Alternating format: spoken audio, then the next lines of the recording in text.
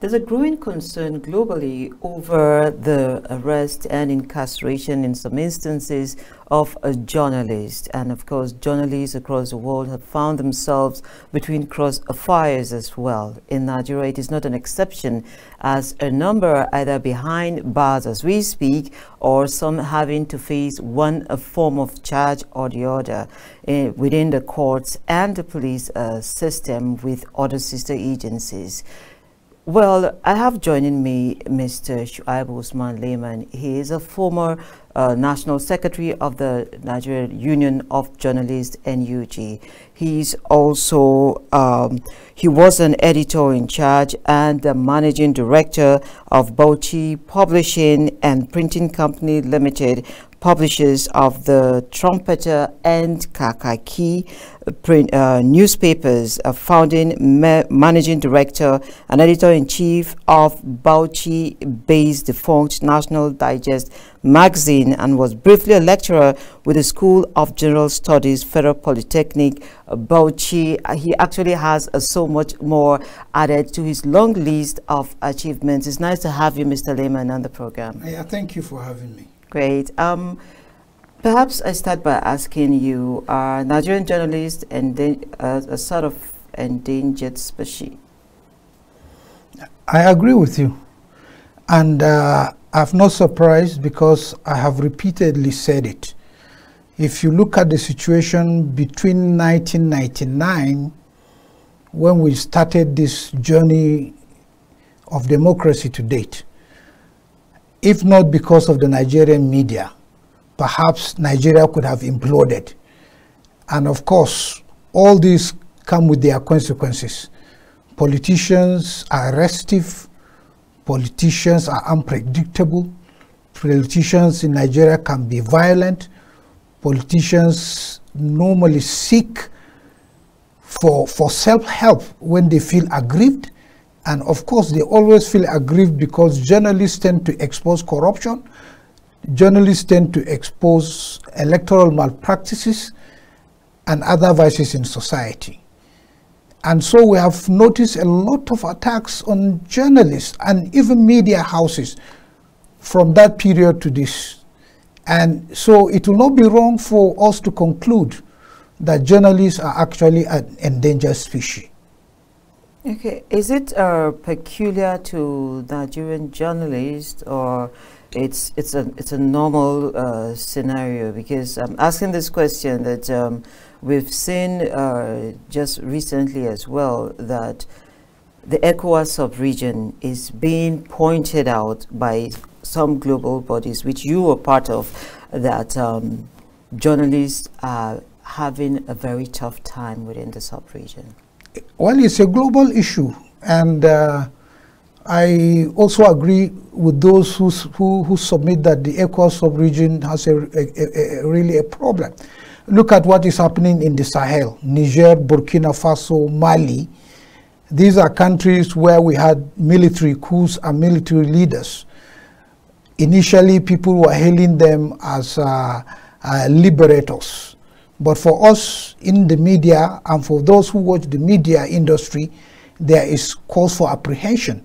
We have had several journalists being arrested, intimidated, incarcerated for no just reason, rather than exposing corruption, exposing a lot of vices. So it's not only restricted to Nigeria. It's all over the world, and especially in the sub-region. You have agents of the state that think that they will continue to protect those in government, and you have freelancers and other sundry groups that operate either as bandits and terrorists. And also they know the importance of the media in trying to propagate their own activities. And so the media professionals are caught in between the devil and the deep blue sea. So I'm glad you pointed out the states that are of concern in the sub-region, and they are all military run. But we are in a democracy, and in your opening liner, you alluded to that. But why would it seem like we're being, will I say, militarized? We are militarized because we are not practicing democracy the way it should. And the moment you try to silence the media, you have succeeded in hampering the progress of democracy in any nation. Democracy is about choices. Democracy is about freedom. Democracy is about free speech. Democracy is about having an unfettered media. Democracy is about having an independent media that can x-ray both the governed and those in government. And the moment you try to intimidate the media, what you are trying to do is to muzzle democracy. And then it will not be too different for us to assume that it is military rule by people in civilian dresses. So what we have seen in Nigeria rather are people who are in government who are intolerant of the media, and therefore they continue to devise means and ways of muzzling the media so that the ills of the society will not be exposed. And if we continue in that regard, definitely we are going to kill democracy, and we are going to really put the country in grave danger. Okay, what will be your thoughts on the new charge that is always at the forefront now when the media is being put to the test about the cybersecurity law? What will be your thoughts on that?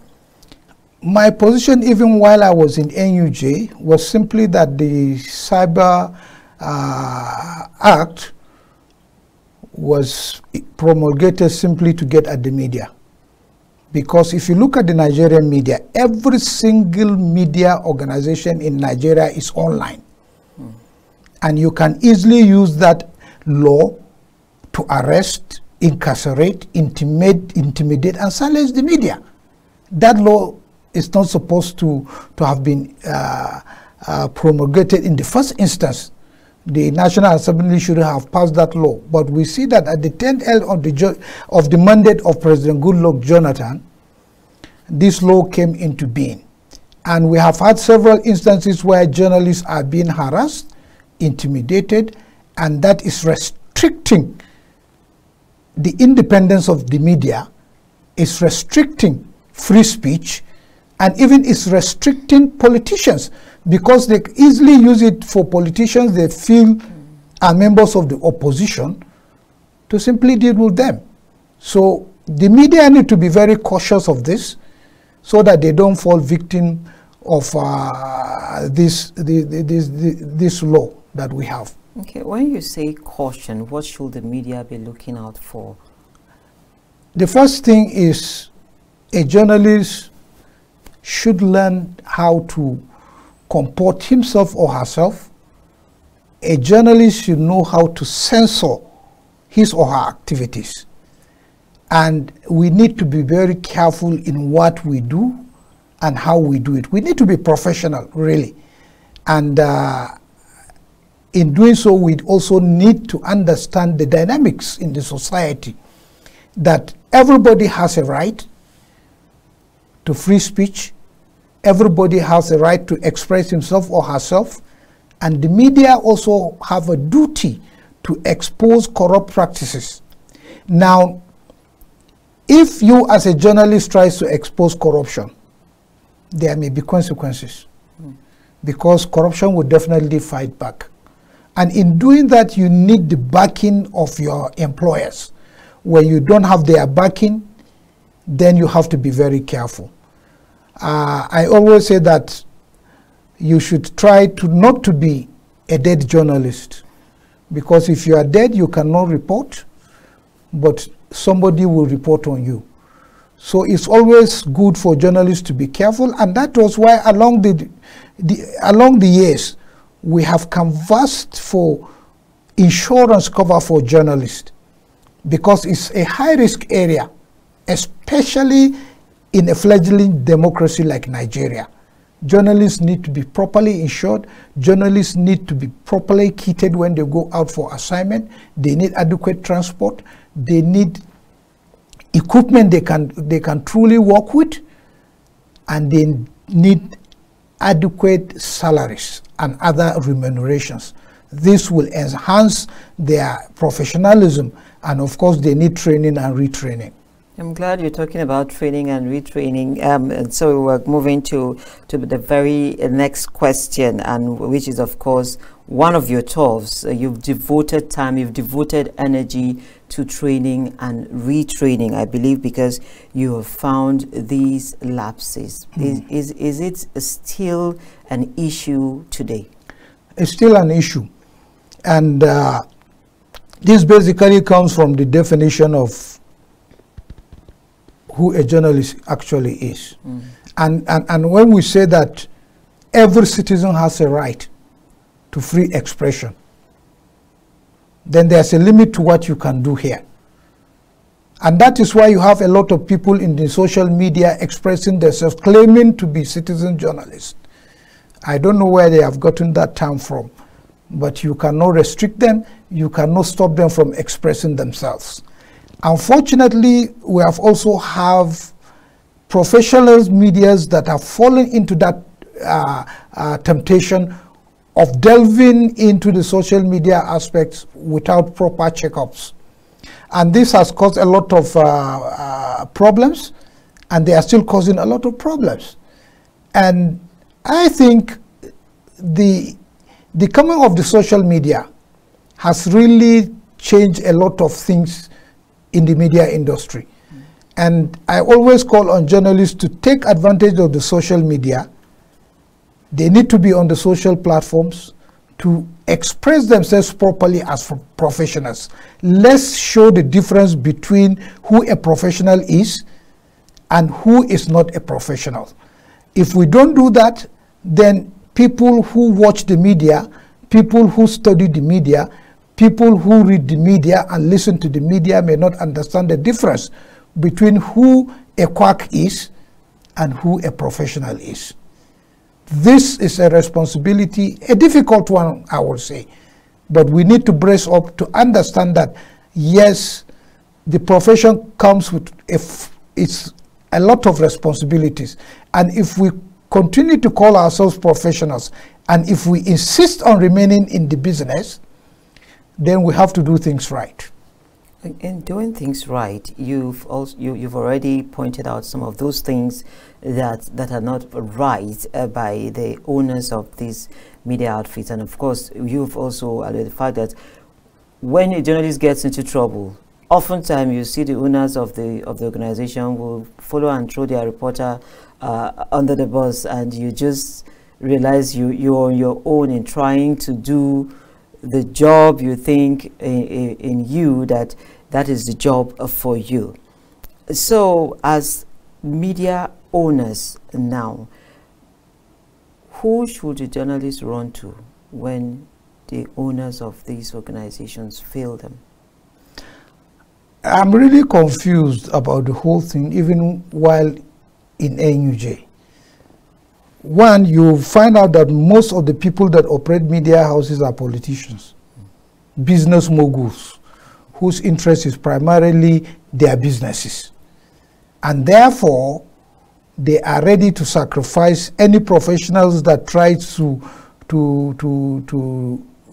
limit their access to profit. And so we call on journalists that, look, self-preservation is the most important form of security for us. One, we need to understand these dynamics that, look, if we go contrary to some of these expectations, we are likely to be thrown under the bus, like you said. Media owners will easily forget that, look, you are a professional. They will rather sacrifice you and please those in authority, and we have seen a lot of that happening. So journalists have a very difficult situation in this country. And even when you run to NUJ, NUJ is equally limited on what it can do, because NUJ cannot insist. NUJ is not a media owner. There's a limit to what the union can do about retaining you in office. And even when you do that and you insist that so-so person should not be sacked, You go back to your place of work and they place you in a redundant bit, in where you will get frustrated. And out of frustration, you now throw in the towel and leave. These are things that are daily happening.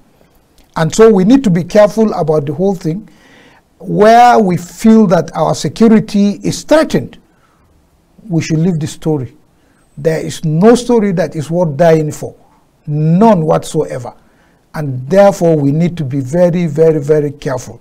Until media professionals strive to set up media organizations where journalists can have a free hand in exercising their professional responsibility to Nigerians and to democracy, we will continue to have these problems. Definitely, we'll continue to have these problems. I'm glad you're talking in that light, because without mentioning names, actually, the media houses that are owned by professionals, you find that the staff working there have some sort of cover, and the organizations stand by them when the need arises, and there's the camaraderie. You get to see it, but is that just enough? Because there also you find that there's some even media organizations set up by journalists, they tend to also dance to the tune of those in authority, because you get advertisement primarily from government sources. You have live coverages only from government sources and for political parties. So one way or the other, you're so one way or the other, you still dance to their tune. Somebody will pick a phone and call your publisher or call your proprietor and complain. And the next thing you notice is they are taking off the beat. That is if you are lucky. If you are not lucky, they sack you. You're fired.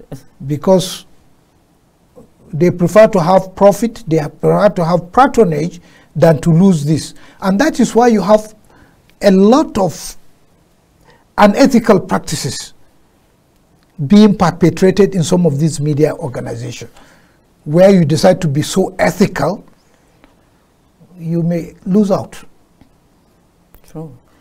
So for those people out there who didn't have any training at all, and then they're practicing, over time we've discussed this over the years, and it will seem like the union does not have a say in this.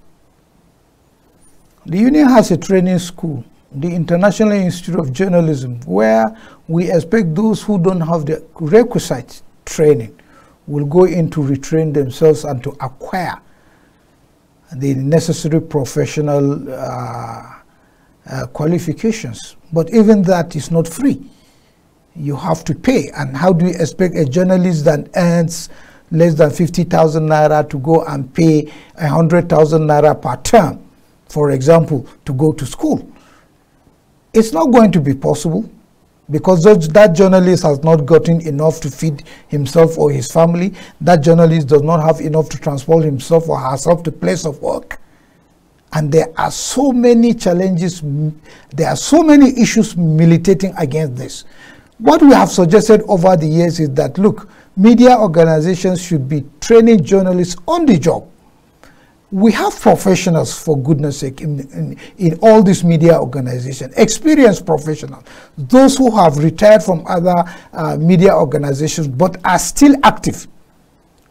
They can be deployed to do on-the-job training for some of these younger people that we have.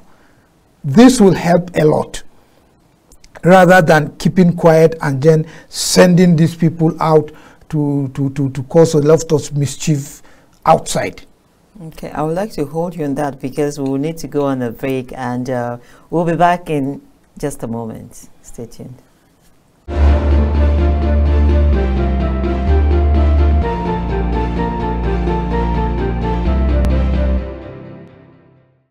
Nice to have you. Stay tuned through the program, and I've been speaking with Mr. Shuaibu Usman Lehman. And Mr. Lehman, nice to have you also remain on the program. Thank you. Yes. It seems that all our journalists have become PR people. Do you have that observation? Unfortunately, if you look at the Nigerian media, a substantial percentage of what goes into the media is public relations and not news. So I'm not surprised that, yes, a lot of us have become PR people.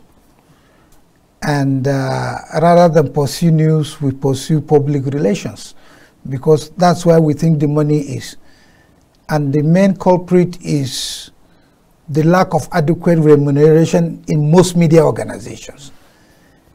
And you know, like late Abiola used to say, if you don't pay your journalists well, somebody will pay them well, and they will work for that person.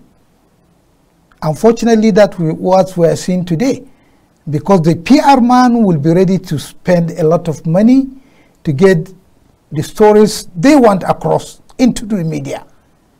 While media proprietors smile to the bank, journalists continue to wallow in abject poverty because of lack of adequate pay and remuneration. So given the opportunity, a lot of journalists would rather do PR job than to do actual journalism practice. And that is hampering the work of journalism in this country. How is that affecting the country as a whole now? It will continue to affect the country, especially democracy, because when you have politicians that don't mean well for this country, churning out stories to make them look good in the media, then we truly have a problem. When you have a media organization that has compromised, democracy in itself has been compromised. So we need to actually have another look at the Nigerian media, begin the process by ensuring that journalists are adequately catered for, so that they will continue the struggle, they will continue the fight to ensure that democracy in this country survive. I always call journalists that they are soldiers. They are soldiers for justice. They are just soldiers for equality. They are soldiers for fairness. They are soldiers for the truth. They are soldiers who should speak for those who cannot speak for themselves, or those who are not able to have access to the platforms where they can speak for themselves. Is that working now? It is not working the way we would have expected it to, but of course, like I said earlier in my submission, if not because of the resilience of the Nigerian media between 1999 and date, the Nigerian society could have imploded. It could have imploded out of injustice. It could have imploded out of corruption. It could have imploded out of security issues. But the Nigerian journalists have kept faith with the Project Nigeria, despite every odds. It is easy to accuse the media of being unethical, but what you cannot take it from the media is that the survival of democracy in this country single-handedly rests on the shoulders of the Nigerian media. But as you may think that most media professionals are, but you take them away, Nigeria will collapse. But it's also concerning that it's not just the politicians that have this sort of negative thinking towards the media, including members of the public.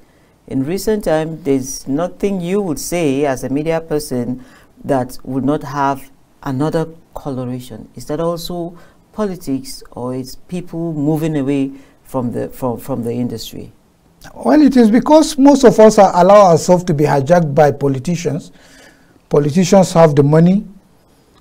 Top civil servants that are corrupt have the money, and so they can influence a lot of things in the industry. They can buy spaces for advertisement, either in the print or the electronic media. They can influence the social media platforms because they have money to engage various forms of influencers to talk on their behalf, and they can churn out lies. And of course, if you look at the Nigerian media, we are not insulated from the general character of the Nigerian society that is predominantly corrupt. And so it is easy for some of us to compromise because some of us are hungry, Some of us are sick. Some of us don't have the wherewithal to even survive it. Look at Abuja, for example. When you invite journalists to come for coverage, some of them trek from their media organizations to these places. What do you expect from such a professional?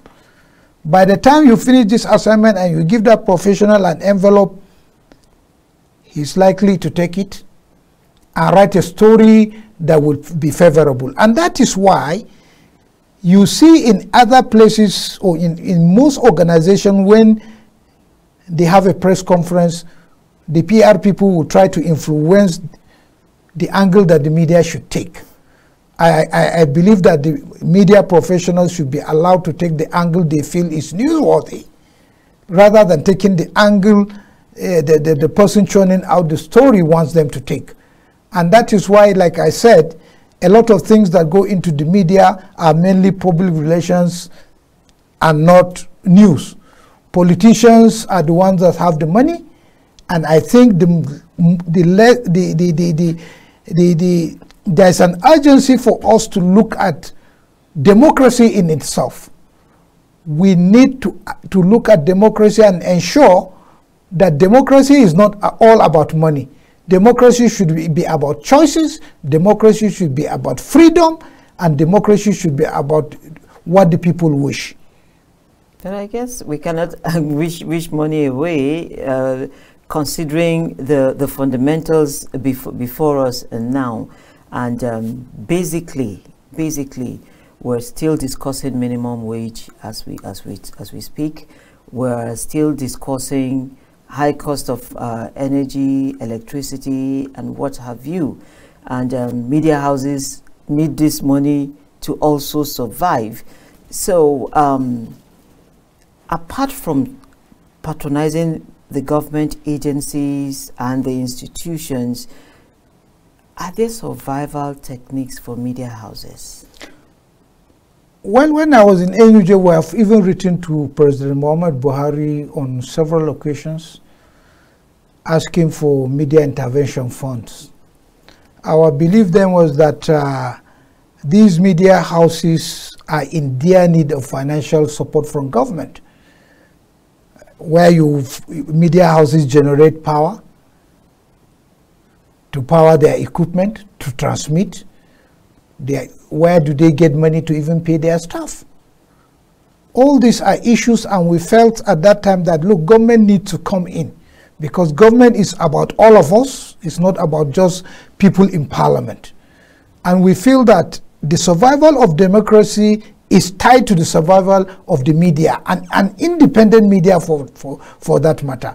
So we felt that government should come in and intervene and give money to media organizations so that they will continue to operate optimally and for the survival of democracy. But unfortunately, I think government is comfortable with the present situation where the media organizations find it difficult to operate. Why do you say that? Well, I say that because it is their belief, and I know that it becomes easier for them to manipulate certain media organizations. You know, and if you look at it, even the federal government-owned media organizations are not doing well. They are not properly funded, for goodness sake. They are not being properly funded. So government needs to take another serious look. If you are giving money to members of parliament, if you are giving money to top civil servants, if you are extravagant in spending money, then try to ensure that democracy survives by making sure that independent media organizations, not necessarily media houses that are being operated on our behalf by government, they survive and they do well. In doing so, they will also help government, because they will hold government accountable for their actions. They will hold them accountable for their inactions. They will even hold them accountable for their silence over some of these national issues. We're not really holding, as practitioners, holding the government accountable. And some of those reasons are not far-fetched because you have mentioned them as well. But talking accountability now, at what point should media houses realize that they have no option but to hold those responsible accountable? We're looking at issues of, for instance, insecurity, that we've gotten so used to it that the media houses don't even talk about them anymore. They're left for the TikToks and other social media platforms, and these guys are on their own using these platforms to tell their own stories of crime and criminality. But you can't do that as a citizen or a journalist and go free. Well, let's even start from the basics. We can ask government why our roads are bad, for example. We can ask government why we don't have potable drinking water. We can continue to ask government why we don't have electricity. Why should a citizen pay tax and then that citizen is made to generate his or her own electricity? You are made to dig your own borehole. You are made to also take care of your own security. Why? The media needs to be asking government about this. In states, we have what they call the security votes. How do governments spend these security votes? Are we doing adequate budget monitoring? Or we are just sitting arms akimbo and we are satisfied about what is happening? You can hardly travel from one end of the country to the other without fear of insecurity. That's the truth. The fault lines in the country are so many and they are multidimensional.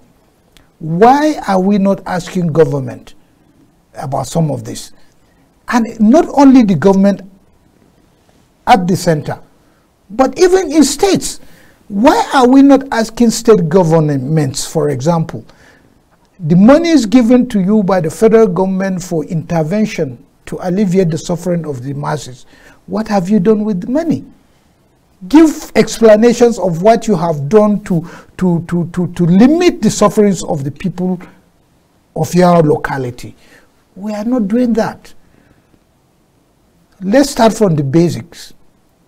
Some of these people will tell you that they don't owe an explanation as to why they did or did not do. Some would say that they don't need to tell anybody what they're doing. Do they really? Exactly. If they tell you that they don't have any explanation to give you, that is story. That is news in itself. You are satisfied. You tell them thank you and go and publish or carry your story. You cannot force them to speak. If they decide to even remain silent, that is enough. But you have done your own assignment. You have done what is expected of you. You have done your responsibility. It is left to them, because those who will hold them to account are the electorate themselves. At the proper time, they will either vote them out or refuse to allow them to continue in office. And one of the things that we will do to ensure that this happens is to ensure there is transparency in the electoral process. Election rigging is not done on election day. Rigging elections starts many years before the process begins. What have we done to monitor the process of elections? Now we are approaching 2027, another election year.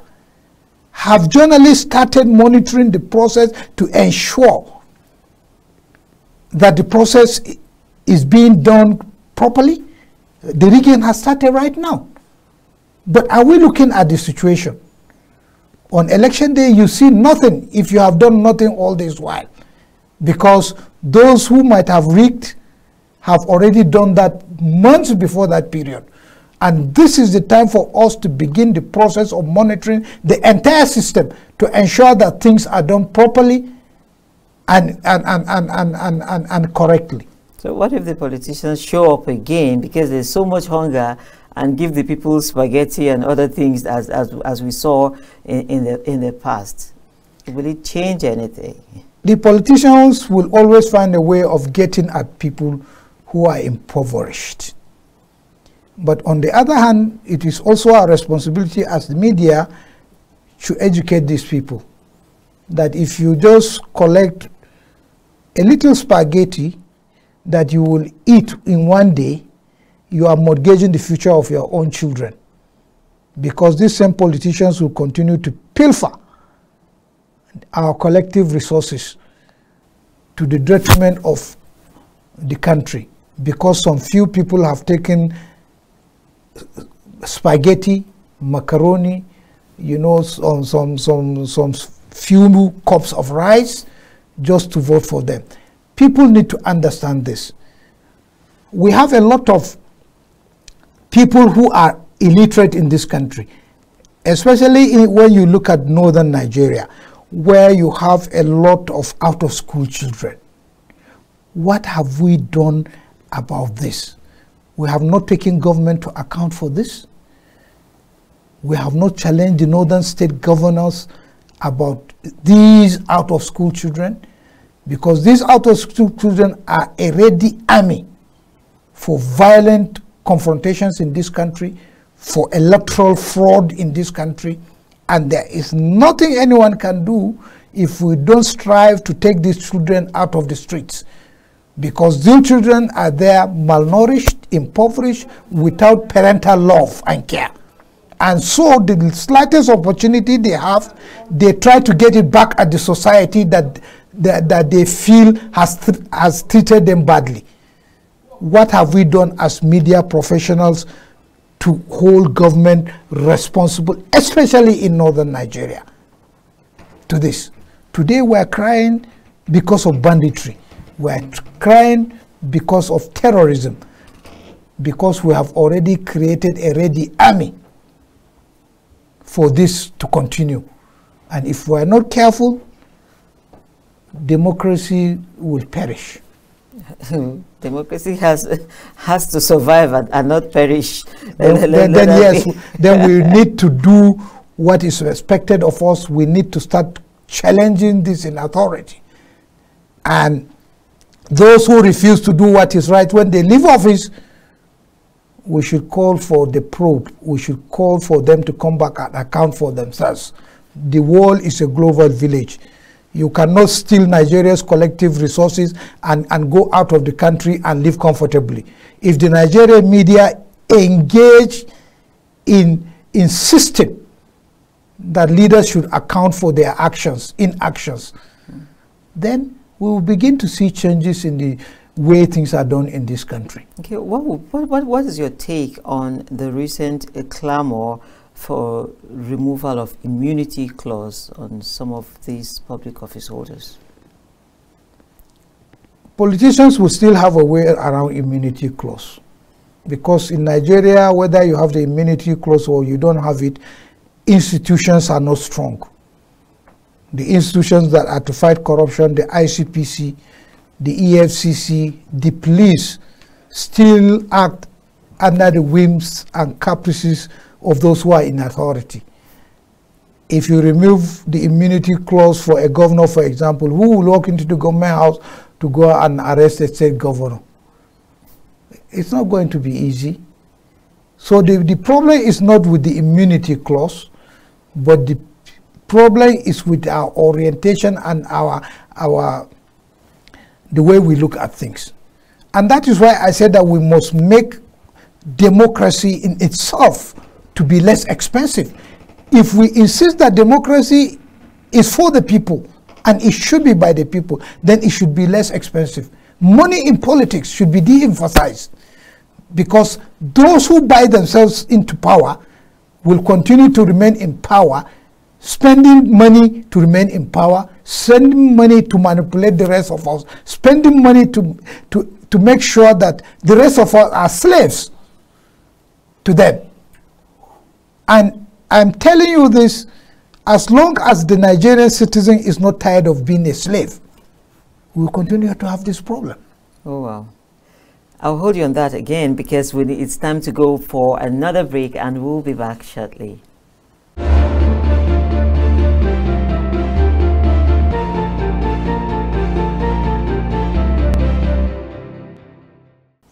It is still Top Talk, and I have been speaking with Mr. Shuaibu Usman Lehman.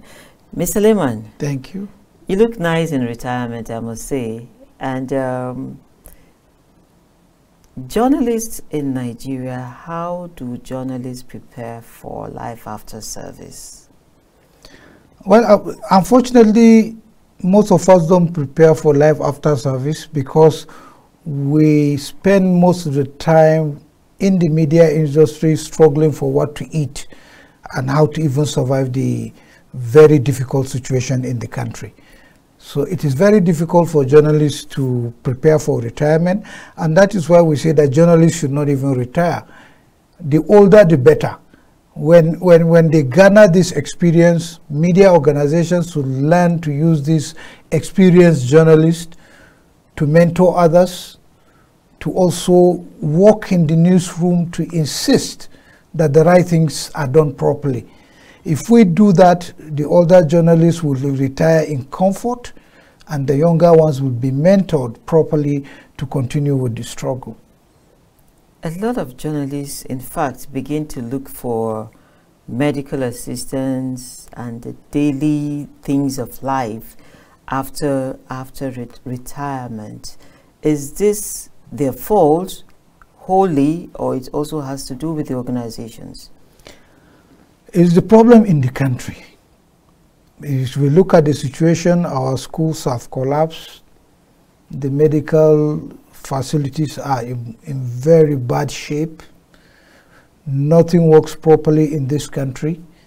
And of course, journalists are not a different breed of Nigerians that should be treated differently. So it's the general situation in the country, and like I said, we are not insulated as professionals from all these difficulties you find in the country. And of course, our case is compounded by the lack of insurance, you know, and a lot of other factors that constitute MNS. And even for those who are in service, you find out that you walk into most of these media organizations, you hardly see a media organization with even a first aid box. That's the commonest thing you find. In my house, I keep a first aid box. But you go into some of these media organizations, you hardly see a first aid box in some of them. That's why you're still looking fresh. Yes, to tell you that, yes, they don't give a damn about what happens to their professionals. It's only people at the top that enjoy certain facilities and certain privileges. And we are saying, no, these things need to be looked into again. And the welfare, the safety and security of journalists should be tied to the survival of democracy. If not, we are going to continue in this contraption we call democracy, and for the long time to come, we are going to suffer the consequences. Okay, we're looking at another Independence Day coming within weeks from now. How would you assess Nigeria's general performance, and where should we do better? Doing better right now is in terms of institutions. I'm asking, you have raised some very valid points around making institutions work, and then we see, as you have also said, the care, not just for journalists now, is mostly at the top.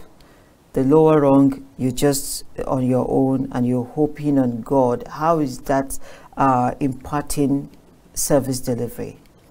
Well, if you look at Nigeria in the past years, Nigeria is no different from the continent or the world.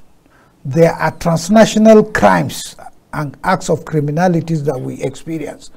Banditry, terrorism, drugs, human trafficking, they cut across the globe.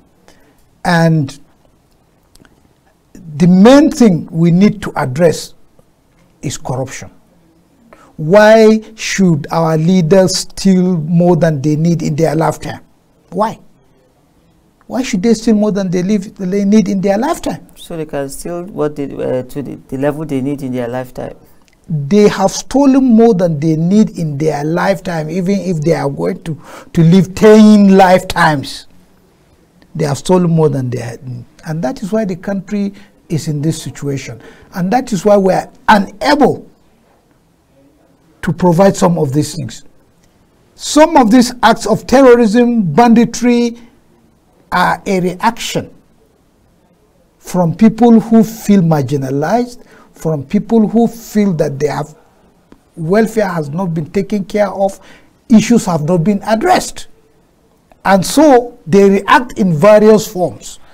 And some of them may be illiterate in nature.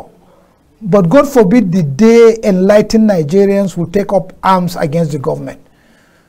Then I think the fight will be different. So we need to fight corruption. Civil servants, those in authority, they should not be stealing money anyhow, because these are monies that we need to fight insecurity, including those in the military. There should be less of a corruption, even in the military, in the police, in the paramilitary, and all organizations, including the banks. There should be less of a corruption. The average Nigerian tries to look for ways of cutting corners, ways of stealing money without doing work for that. We need to strengthen the institutions that fight corruption, the EFCC, the ICPC. We need to strengthen the Nigeria police so that these vices could be curtailed. And that is the only way we can have a decent society that everybody will live comfortably in. But some say they are part of the problem. That these institutions are part of the problem. They are part of the problem because they are Nigerian institutions. They are, of course, part of the problem. And when you don't strengthen them, for goodness sake, when you now base appointment on where you are coming from, or which religion you practice, or what is your ethnicity, or what is the color of your skin, then you have a problem. If you put people who are competent to do the job, no matter whose ox is God, they are going to do the job. So let's start looking at competence, let's start looking at those who can do these jobs, and let's put square pegs in square holes. But when we start looking at issues based on sentiments, then we will continue to wallow in this vicious cycle. I'll take this last question about the vicious circle now and competence.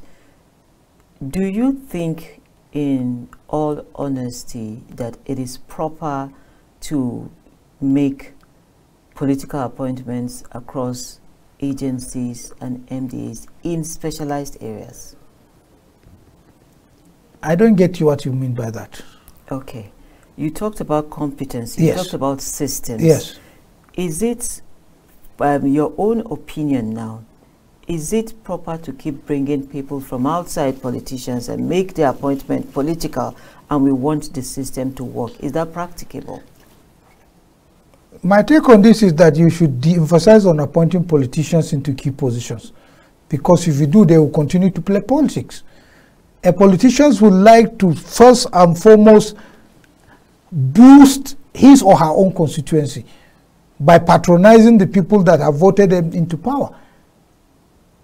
But when you bring technocrats, people who understand the system, people who can do the work, people who are devoid of any political affiliation, people who can honestly look at the job and do it well, people who can do the job without any sentiments of ethnicity or religion, then you are going to begin to see results that are positive, that will impact on the society.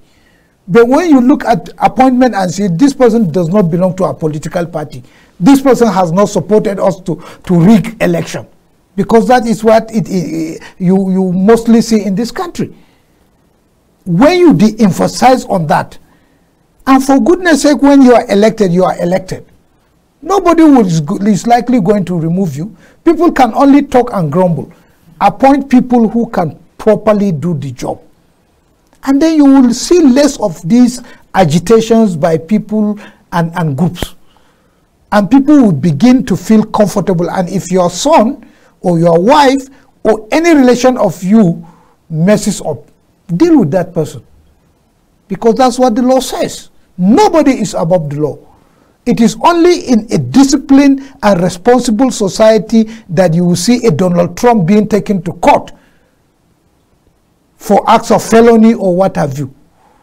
In Nigeria, it's very difficult for any person that has held political office, like a governor or minister, to go to jail. Even those who have found themselves in jail easily get pardoned, or they find their way out of jail. This is all part of the vicious cycle I call, and these are things we need to curtail to ensure that this country moves forward. I must sincerely thank you, Mr. Liman, for making our time for this conversation. Thank you. And that's much we can take on this episode of Top Talk. Until we come your way again, my name is Leah Katungbaba Tunde, saying have a blessed day and God bless Nigeria.